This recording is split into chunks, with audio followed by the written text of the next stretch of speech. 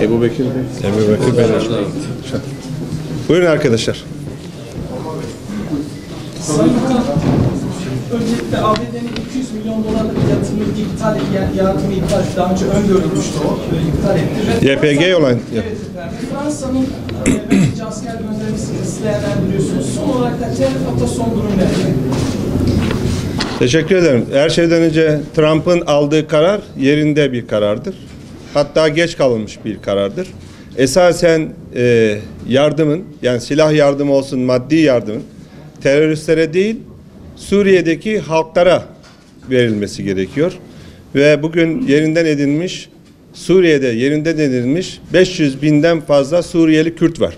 Ve bunların büyük bir çoğunluğu da YPG tarafından sürgüne gönderilmiş Kürtlerdir.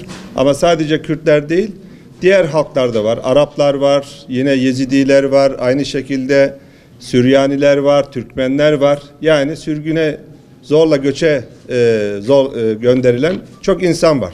Bu insanların geri dönmesine harcanması lazım. Ve şu anda DAEŞ'ten temizlenen bölgelerde insanların daha iyi şartlarda yaşaması için bu paraların harcanması lazım. İşte o zaman Suriye'deki bu şehirleri istikrara kavuştururuz. Fransa bu söylemi yalanladı. Sonra 2-3 defa düzeltme yaptı. Ne dediğini bilmeyen, ne yapacağını adeta şaşıran bir ülkeyle karşı karşıyayız. Oysa Fransa Suriye'nin gerçeklerini diğer batılı ülkelerden daha iyi bilen bir ülke. Bugüne kadar da doğru çizgide ilerliyordu. Fakat son aylarda maalesef Fransa doğru bildiklerini bile söyleyemeyen bir ülke haline geldi. Gerçekleri çarpıtan bir ülke haline geldi. Ve kendi iç siyasetinden kaynaklandığını görüyoruz. Ve Fransızlara en son Dışişleri Bakanı Le Drian'la yaptığımız görüşmede de şunu söyledik.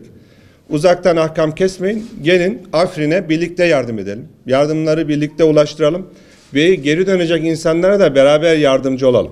Yani 3-5 tane YPG PKK'lıların sözüne bakmayın. Oradaki halklar ne diyor? Onlara gelin bakın dedik. Ve mühim asker gönderecekleri haberini de ya da söylemini de sonra düzelttiler, yalanladılar. Tel Rifat biliyorsunuz alınmadı.